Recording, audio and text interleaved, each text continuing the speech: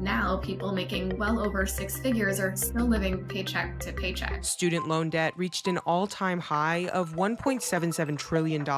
Each requires an annual income of more than $240,000. All right, so today we're going to be checking out a video titled Why a $100,000 Salary Can't Buy the American Dream, because unfortunately this has become increasingly more apparent with many people's lives, and this isn't even just the American dream. This is happening all over the world. So we're going to be checking out what this video has to say along with some of the replies and comments on this video. So let me know what you guys think in the comments down below, but we're just going to jump right into it. More than half of Americans say they would need at least $100,000 a year to be financially comfortable. The benchmark of a six-figure salary used to be the gold standard income. It represented the tipping point of finally earning a disposable income and building a savings, spending based on your wants, not just your needs. The American dream is what makes a middle-class lifestyle. You're able to pay your bills. You're able to put food on the table, put a roof over your family's head, and you have some additional savings. Now, people making well over six figures are still living paycheck to paycheck. What used to symbolize financial freedom is now keeping people stressed about making ends meet. 26% say they would need more. A salary in the range of $100,000 to $149,000 per year would make them feel financially comfortable. I think unfortunately what has happened is that wages haven't kept up with the cost of living by and large for the last 50 years or so.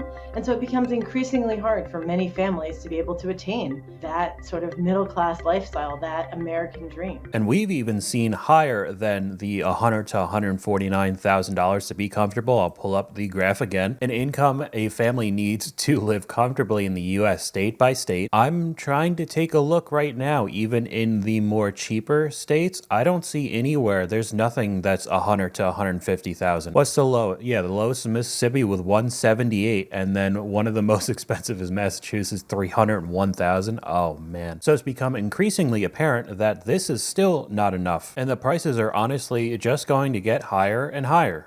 How much you need to feel financially secure varies so much depending on not only your geographical location, but of course your lifestyle. It used to be that a six-figure salary was like the gold standard, but nowadays that may not be enough to make ends meet in certain parts of the country, especially like New York or San Francisco, where it costs so much more just to cover your daily expenses. I would say most cities. Here's why a $100,000 household income no longer buys the American dream. Go Banking Rates analyzed how much a family of 2 adults and 2 children would need in each state to own a home, a car, and a pet, as well as have an additional 20% of their income for savings and 30% for discretionary spending. The core of what the American dream means is some amount of economic security, that you feel like you can get by and do a bit better. Maybe do better than your parents, maybe be able to afford a house, certainly be able to save for your children's future.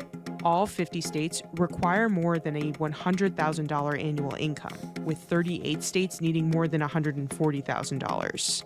The most affordable states, Mississippi, Arkansas, and Kentucky, need between $109,000 and $117,000. The median income for a household of 4 people in each of those states in 2022 was between $71,000 and $87,000. None of them are making it. Hawaii, California, and Massachusetts are the most expensive. Each requires an annual income of more than $240,000. Oh, wow. The median income for a family of 4 in those 3 states in 2022 fell at least $94,000 short of what's required for the American dream.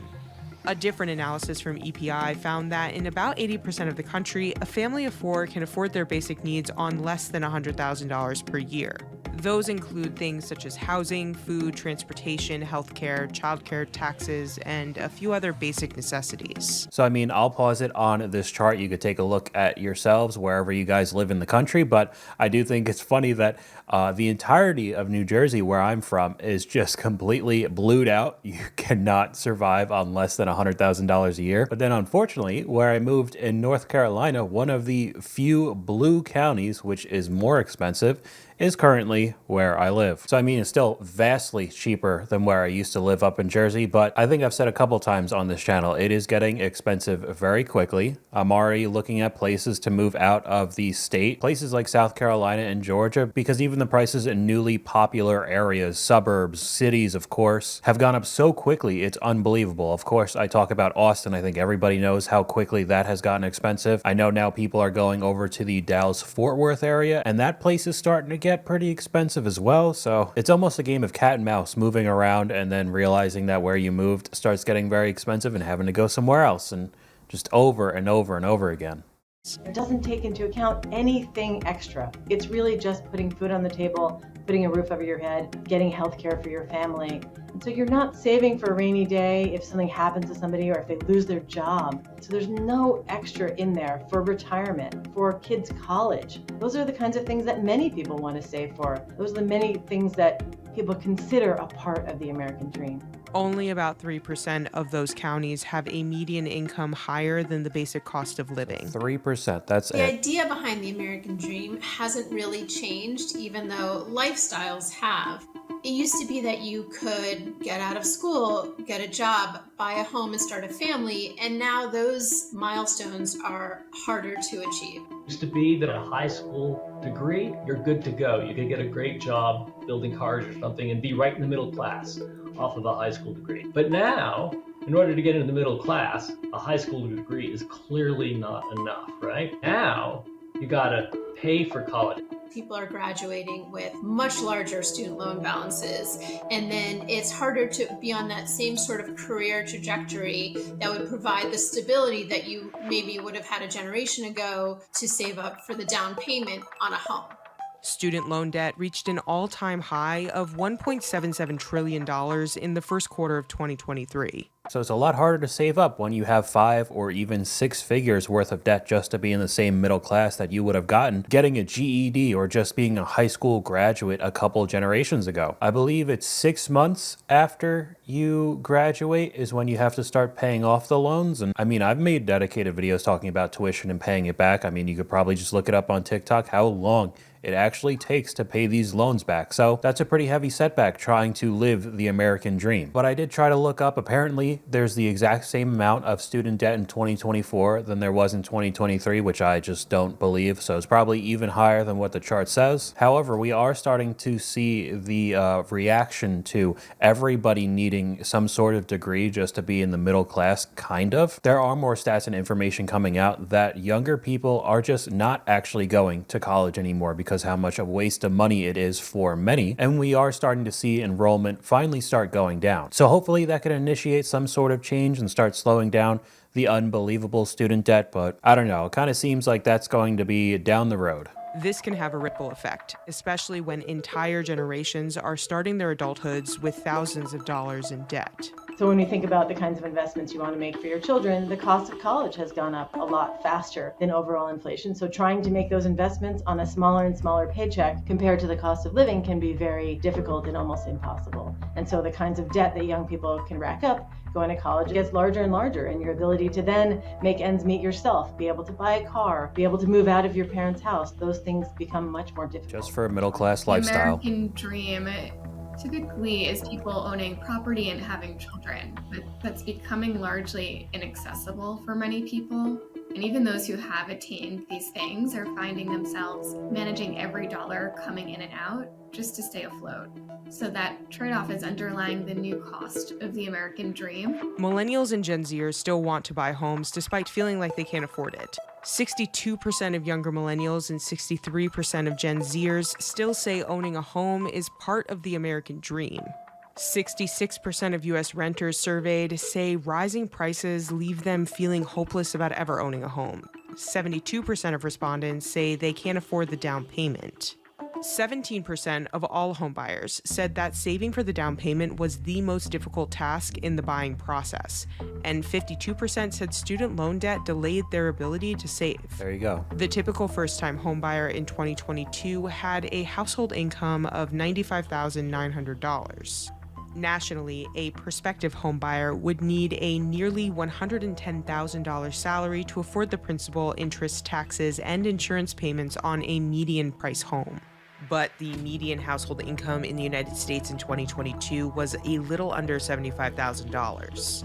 Yeah, and that's what I was thinking, because say if it was around the average price for a down payment, you're talking about $80,000. So somebody who's also paying back their student debts and all the fees for, renting an apartment or wherever they're currently living and all the expenses that come with that, they need to save more than their average yearly salary, that was $74,000, just to put a down payment on the house and then start making those mortgage payments for the next 30 years of your life. And I mean, that could add into more problems. We've talked about new construction homes or really old houses still needing upkeep. It's not like you get a mortgage and nothing ever goes wrong and it's exactly the same every single month and your expenses won't change. Of course, things happen. So you also need an extra bit of emergency savings or funds if anything does go wrong. So it's starting to seem like it's impossible for some people, and that's exactly why I'm saving up, because I would like the American dream one day. So everything that I'm making that doesn't go towards expenses is putting into savings accounts and investments and hopefully not getting eaten alive by inflation still, just to try to have that normal lifestyle a few generations ago somebody with a high school diploma could have gotten. And I do understand why some people around my age are giving up on it. I'm personally not, even though it is way more expensive just to be a normal middle-class person now. If you're born into a nice neighborhood in which your parents have lots of wealth and lots of income, your chances of doing well are vastly improved. And part of that's home ownership. Collectively, Americans owe $1.13 trillion on their credit cards. Inflation, it's eroding people's purchasing power. It's reducing their ability to save for their future or invest in these long-term goals. So that loss of financial stability can create a sense of powerlessness and insecurity and contribute to feelings of uncertainty and vulnerability. It can really impact people's self-esteem, their resilience, their overall psychological health. Economists have suggested that debt growth became a substitution for income growth. More than a quarter of Americans said that they are doom spending or spending money despite economic concerns. There's also this idea that young adults are feeling more discouraged in their own financial standing. So in that way, they're less inclined to even save for long-term goals and more likely to just live in the moment. It's just sort of that mentality, like you only live once, I may not buy a home anyway, so let's take that trip or let's go to that event, whether it's a Taylor Swift concert or other big ticket item. I did think it was funny that they mentioned Taylor Swift tickets, because we've talked about that before, how unbelievable you could basically buy a car compared to going to one of her concerts. And we've also talked about doom spending a couple times. In some ways, I guess I understand it being hopeless. I just don't think that way. So I don't really get it completely. And I know it's a little bit of an extreme, but I also think it kind of becomes an addiction, because if you're still going on trips and buying items constantly, even though you can't afford it, it almost feels like to me that some people are chasing the high. Because say if you go on vacation for a week, you feel amazing, swiping your credit card, you don't really care, you're having nice meals, you're out on the beach or wherever you are, not really caring about anything back home in your real life, nothing financial, just chilling out, drinking or partying. You guys get what I'm trying to say. But when you go back to your home and the real life, you end up feeling like crap. So then immediately you start going on social media and you're probably getting advertised for all of the vacations that you were initially looking up. So you want to go on another one. You want to feel good again. You want to start chasing that high. And then it kind of becomes a cycle. Same thing with buying items. I mean, it's maybe not as big of a high, but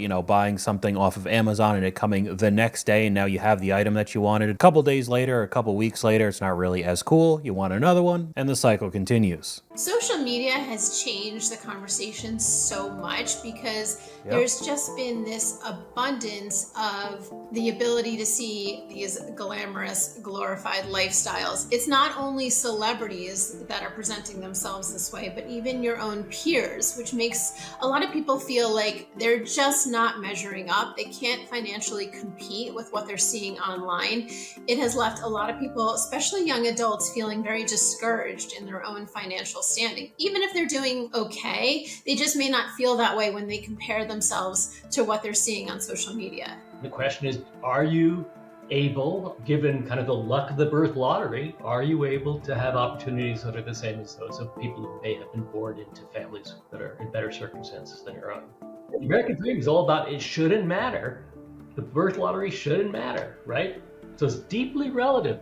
So of course, seeing what we see on social media has started to influence a lot of us, but I have also seen that we're kind of at the beginning of more rich and famous people being targeted by normal people for burglaries. Especially, you've probably seen pro athletes recently. I would say even worse than burglaries, you know, the United Health CEO, obviously. So it seems like many are very tired of the rich versus the poor. So at least with my opinion, if you have some sort of lifestyle IG, you know, the perfect influencer, I'm super rich, I get to go on these vacations and everybody gets to compare themselves to me, whether you're faking it or not, that kind of stuff is out in the public, and it could start becoming a little bit more dangerous because the tensions seem pretty high in the country now, and you could end up being a target. We could take a look at some of the comments, and this doesn't really have any relevance to this video, but I thought CNBC pinned this. Want to make extra money outside of your day job? Take CNBC's new online course, How to Earn Passive Income. Super red flag. Online to learn about common passive income streams. Register today. You go to the replies, linked a course that cost $152. So with all of the videos that I've made showing like TikTok gurus and masterminds and all of those people who sell the courses that don't really do much, I guess CNBC took a note right out of their book and did the exact same thing. You gotta love it, man. I'm 37 and have been working all my life to get $100,000 per year. And now that's on my doorstep and it's not enough. Absolutely ridiculous. $100,000 is a new $60,000. I've heard that a lot. Purchased my home in Woodstock, Georgia for $92,000 in 2015. Pay $565 for my mortgage, and that's kind of the reason why I started looking at other states other than North Carolina. I make $102,000. It's $64,000 after taxes and insurance. Yet all government programs use your gross income for everything, even though they know that's not what you actually make. It's insane. CEO wages have definitely kept up with cost of living. I mean, again, what we've seen recently in the news, people are starting to get pretty heated. I think a retirement crisis will get even worse. A lot of people can't save because of low-paying jobs, inflation, insane rental rates, and now home ownership is out of reach for middle class, so they won't have a house to retire with either. That's what I'm saying. I don't believe many people will be able to retire around my age. I know that they're constantly trying to up the age of retirement. I wouldn't doubt you'd see like 70, 75 around the time that I would hopefully get up to that age if I do last that long, but I bet there will be records broken for the amount of people who don't even have the option and have to work until they're in the grave. I made $80,000 before COVID and had $1,700 left over each month. Today I make $110,000 and have about $600 left each month while living a less luxurious lifestyle. And seems like everything has gotten worse since the beginning of 2020. And I would hopefully like to say, because we're around the beginning of 2025 right now, that I wouldn't really have to make these videos in a year's time, but it doesn't really seem to be getting much better. So let me know what you guys think in the comments down below. YouTube thinks you'll like this video popping up on screen right now, but hopefully you guys enjoyed this video. If you did, please leave a like, and I'll talk to you guys later.